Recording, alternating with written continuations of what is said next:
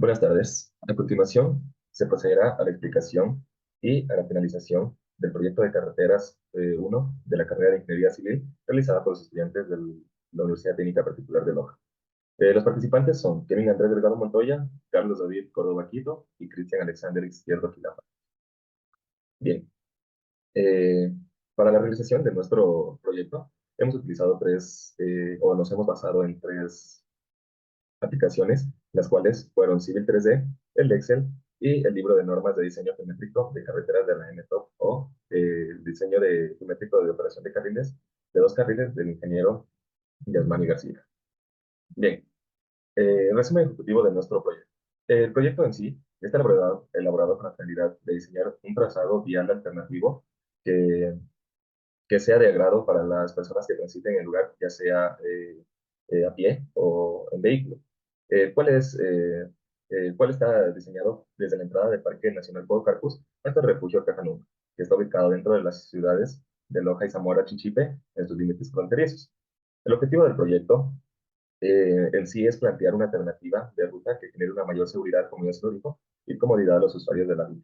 De manera de que les brinde un mejor servicio, debido a que durante el tiempo que ha transcurrido se han venido registrando problemas en su calzada y disgusto para las personas que visitan el lugar. Esto con la finalidad de mejorar el tema socioeconómico dentro de la zona y también eh, para reducir el tiempo de recorrido y que el turismo dentro de la zona mejore.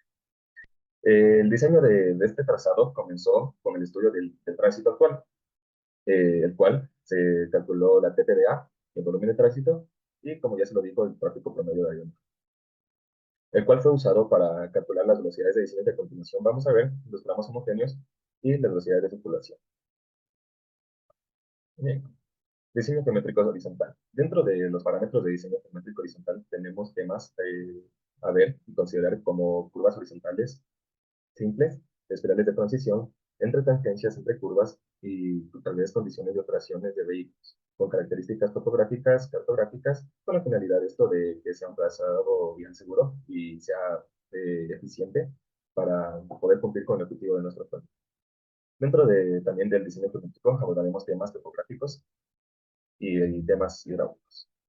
Bien, tenemos los parámetros de diseño geométrico horizontal, tenemos las velocidades de diseño. Esto se las puedo explicar de manera que se entienda, que en la tabla que vemos a continuación hemos determinado que nuestra zona a trabajar, nuestra ruta a trabajar va a ser un tipo de carretera colectora, el tipo de terreno va a ser montañoso y la velocidad de diseño que escogimos es de 40 kilómetros sobre hora.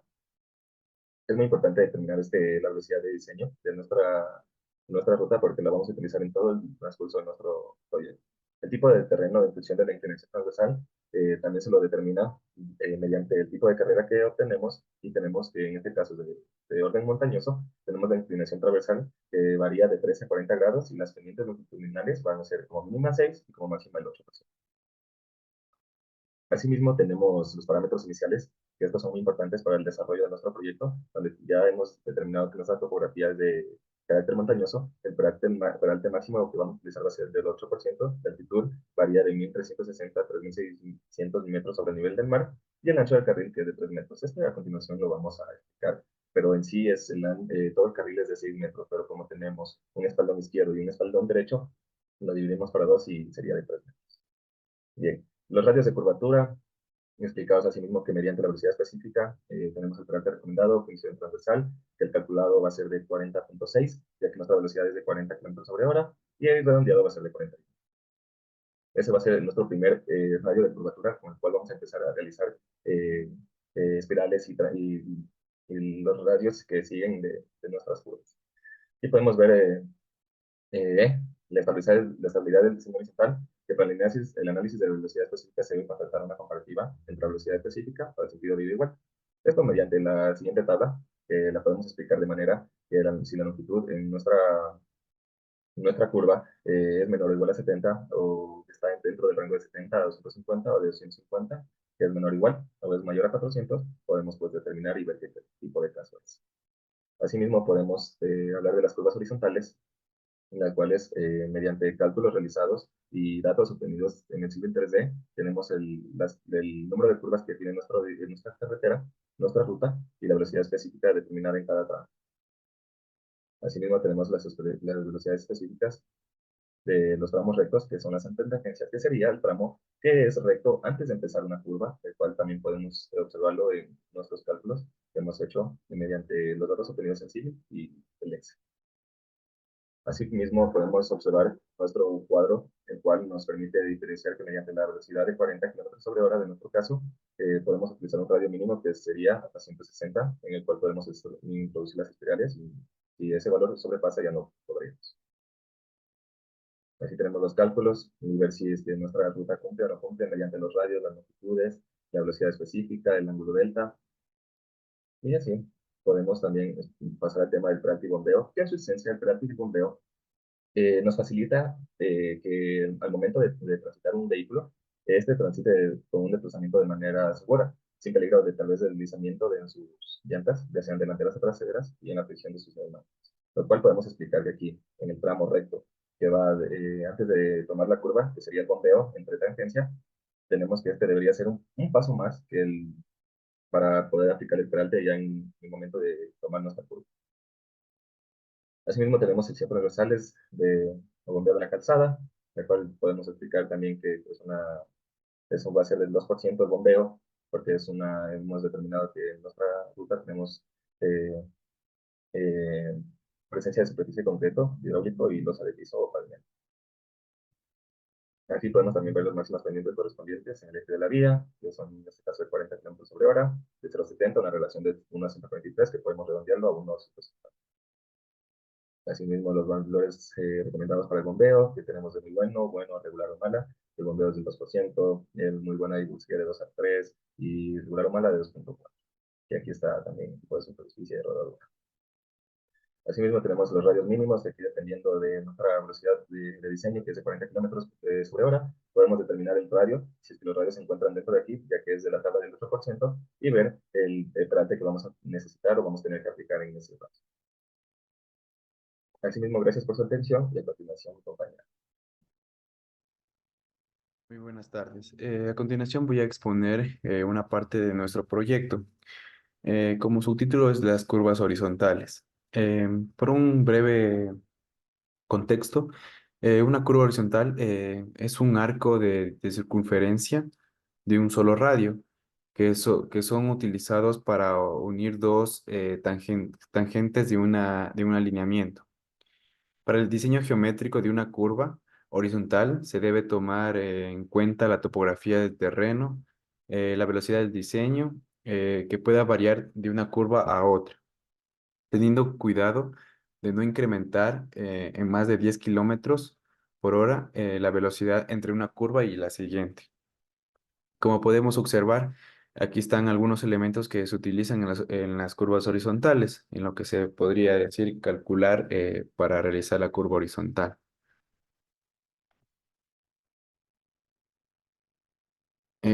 Por otra parte, existen las curvas espirales de transición.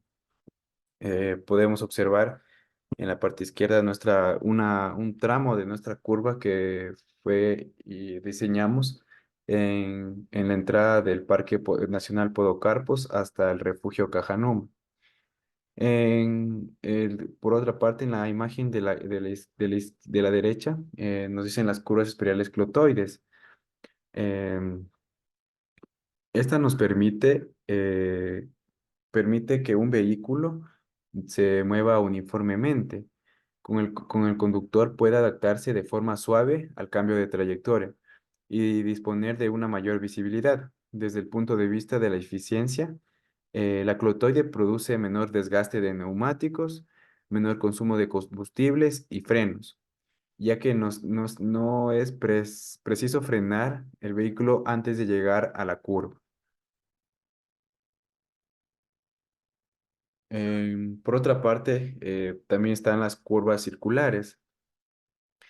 Las curvas circulares eh, son muy importantes ya que nos ayudan en el diseño fundamental. Esto se debe a su trayectoria y maniobra que el conductor obligatoriamente tendrá que realizar al momento de atravesar una curva circular o circular compuesta.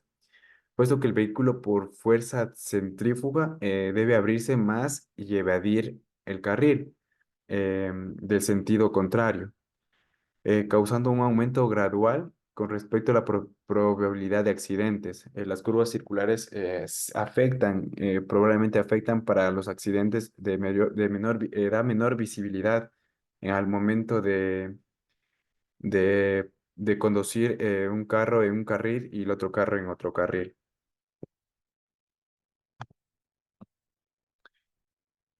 Ya, por otra parte, están las espirales de Euler. Son muy fundamentales en el diseño de la vía.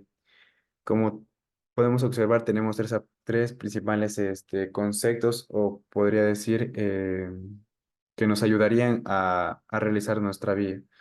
Como primero, serían la variación de curvatura, que debe ser uniforme y constante. Por otra parte, tenemos datos que nos permiten realizar nuestro diseño de nuestra vía, que son los datos preliminares principales de la espiral de Leure, que es el TE, el ET, el CE, el EC, las axistas de PI, las coordenadas y rumbos, etcétera. Y por último, podemos ver los elementos geométricos y de flexiones. Podemos observar la imagen, que es el diseño de nuestra ruta actualmente que se va a realizar.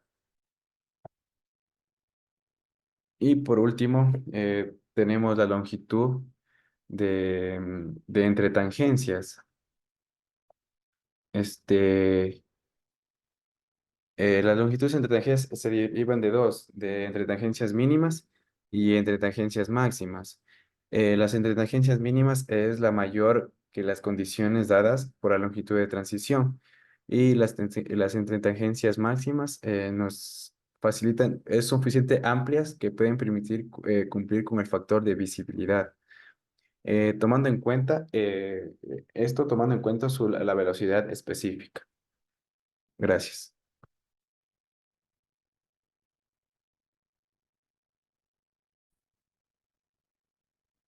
Análisis de consistencia. Como introducción tenemos que el análisis de consistencia es una manera en la que nosotros podemos evaluar nuestro diseño, nuestro trazo planimétrico.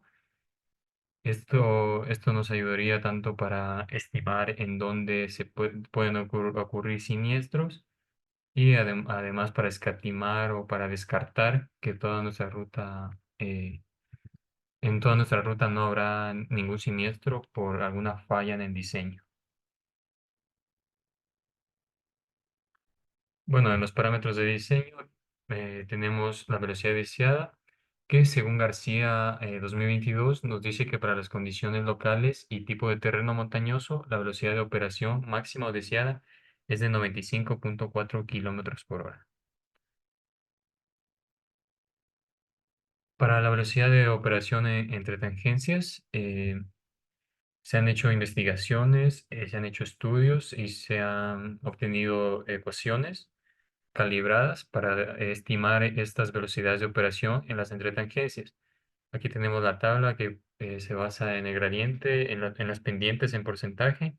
Tenemos la ecuación de predicción, los rangos de radios de curvatura para utilizar cada una de estas ecuaciones.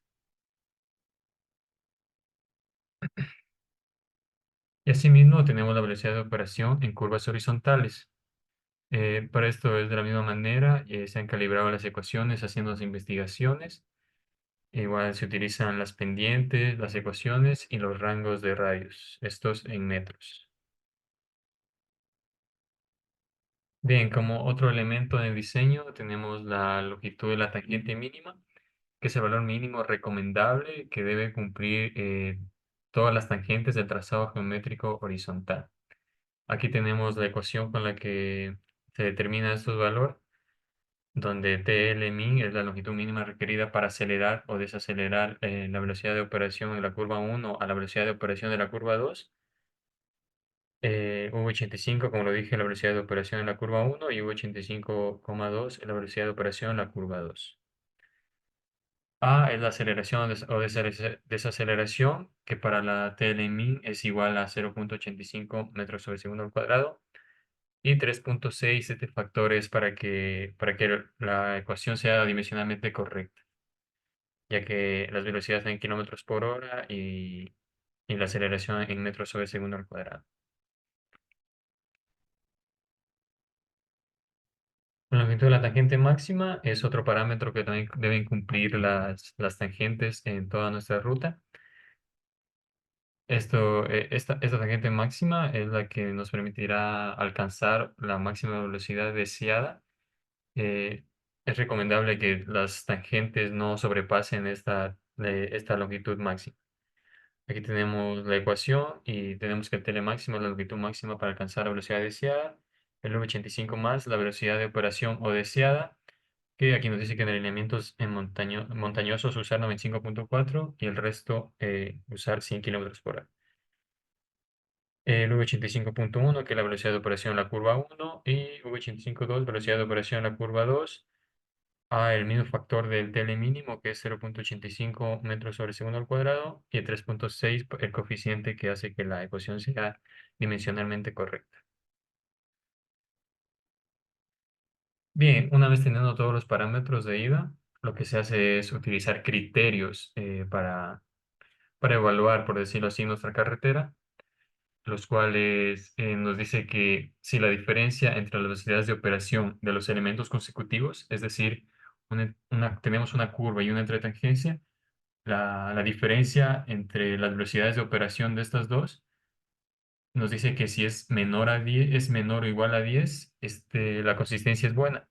Si el rango está entre mayor a 10 y menor o igual a 20, es aceptable. Y si se tiene velocidades mayores a 20, es una consistencia mala. Bueno, el perfil de velocidades lo obtenemos según algunos casos. En este caso, como en todos los elementos de longitud, la longitud de las tangentes estaban entre el valor mínimo, sobrepasaban el valor mínimo, pero no sobrepasaban el valor máximo. Es decir, que es un caso 3 y así se tienen que graficar los perfiles de velocidad. Y estos a su vez se van a comparar con, con un programa que también nos ayuda a calcular esta consistencia. Esto lo hacemos para estar más seguros acerca de nuestra ruta y con esto validar todo el cálculo que se hace manualmente. Aquí tenemos asimismo se hace el análisis en el sentido de vuelta y aquí podemos ver que el banderín amarillo nos indica que es una consistencia aceptable y el banderín verde nos indica que es una consistencia buena. Si nos aparece un banderín rojo, esto no, esto significa que es una consistencia mala. Bueno, y como conclusiones, tenemos que un dato adicional es que esto de el análisis de la consistencia no es algo obligatorio que es pedido por instituciones o por entidades encargadas en el diseño de una carretera, pero es necesario que el diseñador esté seguro que su diseño está correctamente construido. Muchas gracias.